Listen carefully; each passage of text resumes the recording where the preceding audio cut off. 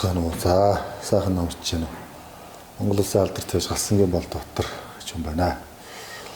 За, мемогийн талаар өөрийнхөө туршлагаас одоо мэдхгүй байгаа энэ мемогийн талаар сайн ойлголтгүй байгаа залуу ээж нартаа бас туслах ч юм уу гэдэг үгнээс өөрийнхөө бас нэг үзсэн, туршсан юмнаас жаа ярьж өгч бодож байна. Тэгээ мемо бол бид хурдан мөрөнд бидэрт оёш бидэрт тохиолдог хамгийн нэг хэцүү юм бол одоо морь шороот гэдэг байдаг те. Морь шороот, морь хурдан байлдаж гэсэн шороот эрдцийн төтөлд ороод шороот ичвэл тэр жилийн тэр морины тохиол бас хойшчих годох үедээ ч юм хойшлох тийм тохиол байдаг л. Нэгдүгээрт, хоёрдугаарт морь доглох гэдэг одоо хамгийн оёш бидэрт тохиолдог хамгийн хэцүү асуудал морь доглох. Морь доглох үндсэн шалтгаан яг зөндөө олон төрлийн шалтгаан байна л да. Тэрний нэг дам шалтгаан нь эрдцийн дутагдлаас болж шөрөмс өөрөө уянгатан чанараа алддаг, алдсан байна гэж одоо малын мэргэжлийн эмчнэр үлдээж дүгнжидэг.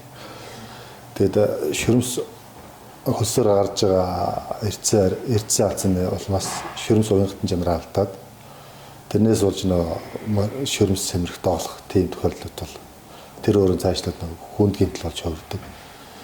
Тэгээ ийм биднэрт уяс биднэрт ийм толгомддог ийм хэцүү асуудал байдаг учраас энийг даван туулж шийдвэрлэхийн тулд бол би одоо энэ тал дээр бол мемог хэрэглэдэг.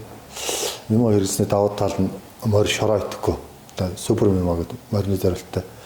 Тэрнийг хэрэглэснээр одоо морь шоройтдаг асуудлыг би бүрэн шийдсэн гэж ойлгодог өөрийнхөө хувьд. За морь доглох асуудал дээр шөрөмс уянгатан чанараа алдаж доголдог, тэр шөрөмс сэмэрдэг, янз бүр болдог. Тэр асуудлыг бол ерөнхийдөө би үр дүн сайн гарсан гэж үздэг.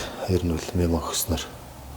Тэгэхээр зэрэг манай залуу уяач дүүнэр маа за одоо тэгээд одоо орон нутагт орж ажиллаж амьдарч байгаа залуучууд маань хурдан орж байгаа уяач нар маань мемо, супер мемо гэдэг яг одоо уралдааны морь зориулсан бүтээгдэхүүн ба тэр үнийг хэрэгжилж үзээрэй, үр дүн гарна шүү гэж хэлмээр байна. За, тэгээд